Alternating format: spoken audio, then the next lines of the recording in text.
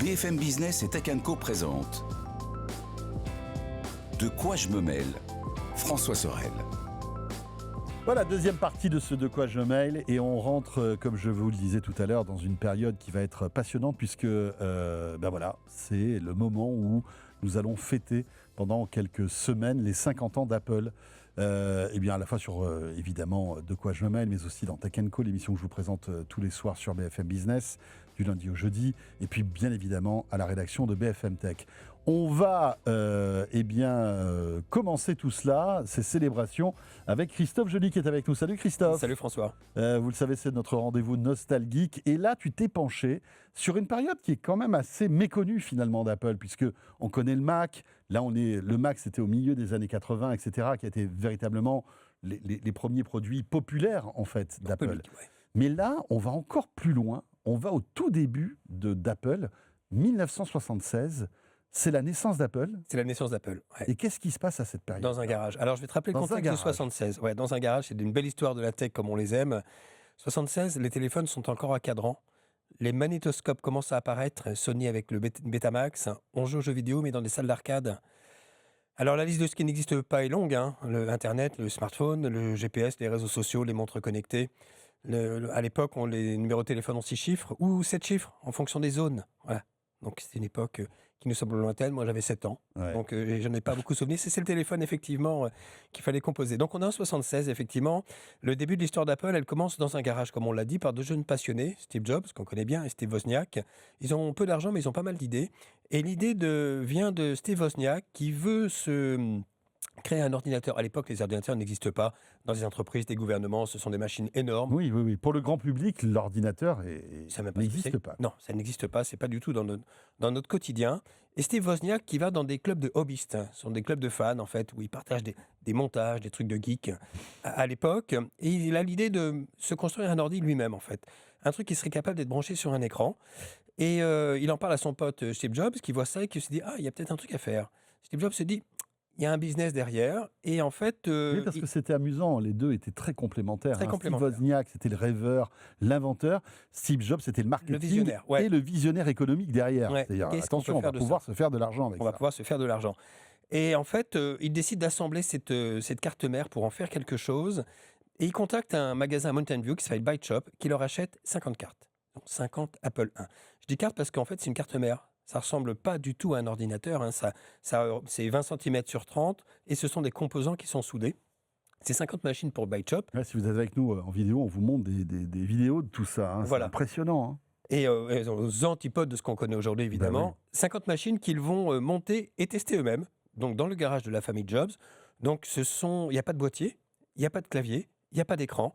Ça se connecte sur un écran. C'est cadencé 1 MHz. Il y a 4 kg de RAM. C'est extensible à 48K. Waouh! Ça n'affiche que du texte, il n'y a pas de couleur. Le prix, $666,66. Alors l'idée de Wozniak, de ce prix, c'est que c'est plus facile à retenir avec cette succession de chiffres, tout simplement. Rien de plus que ça. Les médias à l'époque en parlent peu parce que c'est un produit niche destiné aux geeks. Il s'en serait vendu à peu près 200.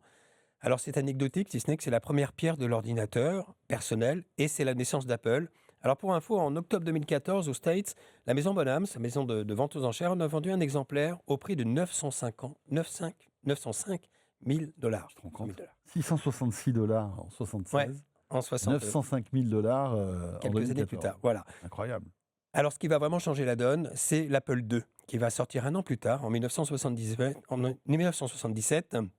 Lui, pour le coup, il est prêt à l'emploi. Il suffit de le brancher, selon la promesse d'Apple à l'époque, de l'allumer et tu peux commencer à travailler immédiatement.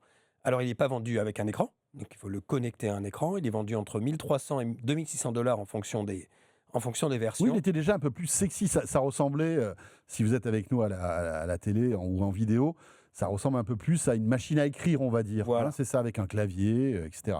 Ça ressemble à quelque chose qu'on connaît déjà. Ça ressemble à quelque chose. Il y a un affichage couleur, la possibilité de connecter un écran, on l'a dit. Un affichage couleur. Couleur. Wow, tu vas voir le nombre de couleurs. Ça permet d'utiliser le langage de programmation intégré basique. Alors, je ne sais pas si tu te souviens de ce langage, oui, mais je l'ai connu avec mon Amstrad, dont on parlait juste avant. Et ensuite, ils vont introduire un lecteur de disquette, que Steve Jobs supprimera quelques années plus tard, on en reparlera. Selon Byte Magazine, l'Apple II est l'un des micro-ordinateurs les plus sophistiqués et complets disponibles, mais son prix pourrait le rendre inaccessible à de nombreux amateurs.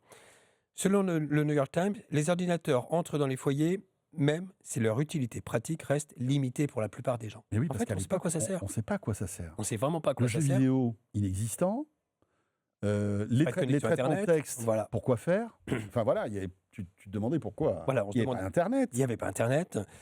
Et en fait, ce qui va changer la donne, c'est la sortie d'un logiciel qui s'appelle VisiCalc, qui était un tableur. Et c'est ça qui va vraiment rendre le Mac, pas le Mac, l'Apple II utilisable au plus grand nombre. Le New York Times dit des petites entreprises achètent des ordinateurs Apple spécifiquement pour utiliser VisiCalc. Ah Donc, ça ouais. ressemble à une calculatrice et un tableur. Et c'est là où on va se dire, tiens, ça peut servir à ça.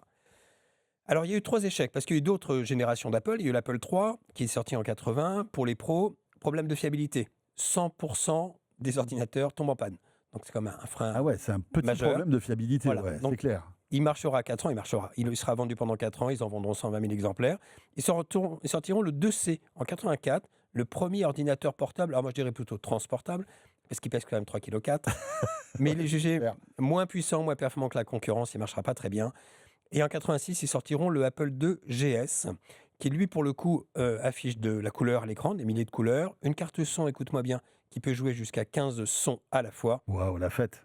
Sauf que dans l'intervalle, le Macintosh sera sorti. Voilà. Le Macintosh sortira, lui, en 84. Donc, il fera de l'ombre au 2GS qui ne trouvera pas tout à fait son public. Ceci étant, sur le cumul des années, il s'est vendu plus de 6 millions d'unités d'Apple, de toutes les générations dont on a parlé. Donc, l'Apple II, le 1, on ne va pas le considérer. Était anecdotique, oui. Et en fait, la production de l'Apple II s'arrêtera en 93. Donc, somme dingue, toute, ça durera beaucoup plus longtemps Ouais. qu'on peut l'imaginer, en fait. Mais le Big Bang, c'est vraiment le premier Macintosh en janvier 84. Ouais. Je ne sais pas si tu te souviens de Bien cet sûr. ordinateur, ce bloc. Mes premières années de journaliste, je travaillais sur un Macintosh de ce type-là, avec ce petit écran de 9 pouces, noir et blanc évidemment. Et là, pour le coup, c'était une machine à écrire moderne, on va dire.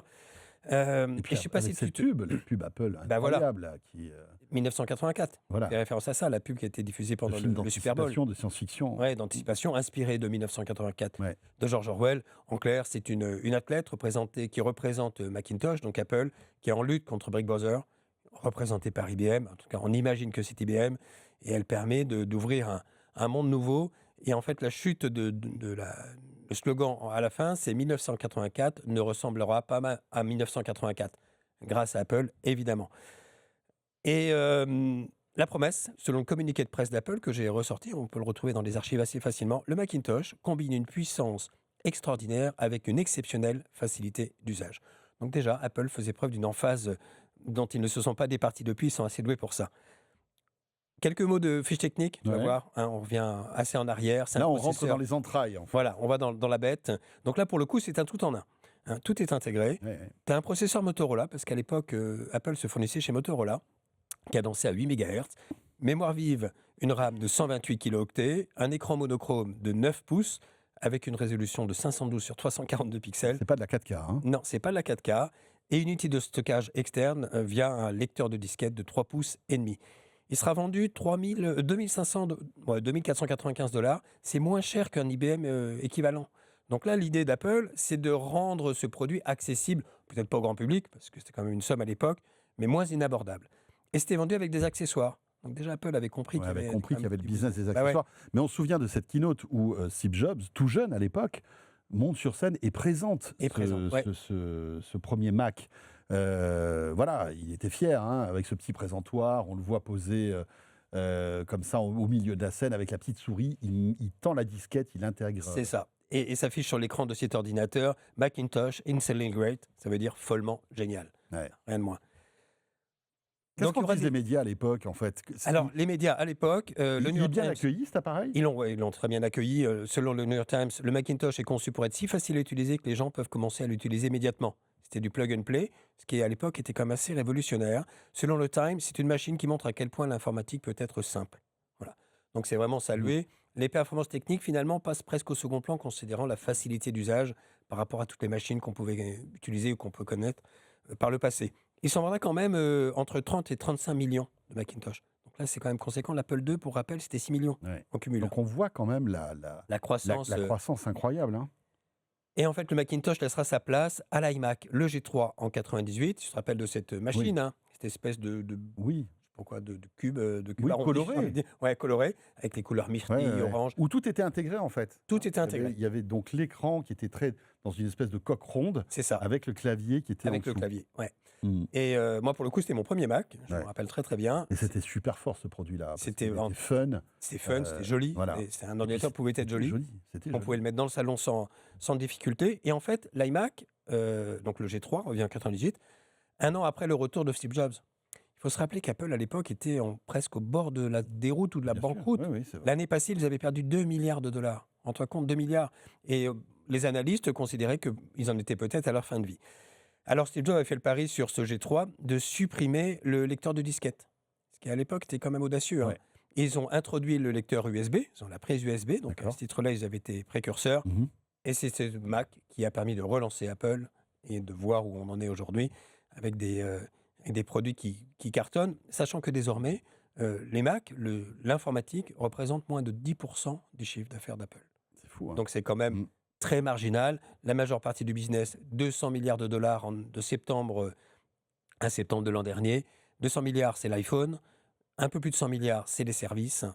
Et le Mac représente 33 milliards. Ouais, donc c'est vraiment. Alors c'est devenu important. Marginal, malgré mais c'est tout. l'histoire de la marque quand même. C'est l'histoire de la marque. C'est l'histoire de Bien la marque. Et évidemment. on voit, ils viennent de lancer un nouveau portable. Ouais. Donc l'histoire continue. Ouais, et d'ailleurs, c'est intéressant de voir que ce portable, justement, est hyper accessible, hein, abordable, puisque Ici, revenu aux sources. c'est le MacBook Neo qui coûte 699 €, je crois, un truc comme ça, et qui est peut-être 1000 fois ou 10 000 fois plus puissant que les premiers Mac qui étaient sortis. Et ce qui est intéressant dans l'évolution de la marque, c'est qu'il y a quelques années, quand on avait un Mac, quand on avait un iPhone, quand on avait des AirPods, on était assez différenciant. On avait un truc en plus.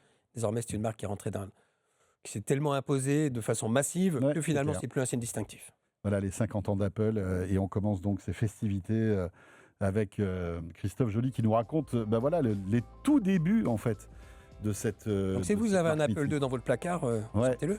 Ouais, C'est une pièce de dépoussiérez-le, collection. faites-le propre. Ouais. Et surtout, ne le vendez pas à la brocante Bon du coin, coin, hein, ouais. parce que ça vaut vraiment de l'argent, c'est clair.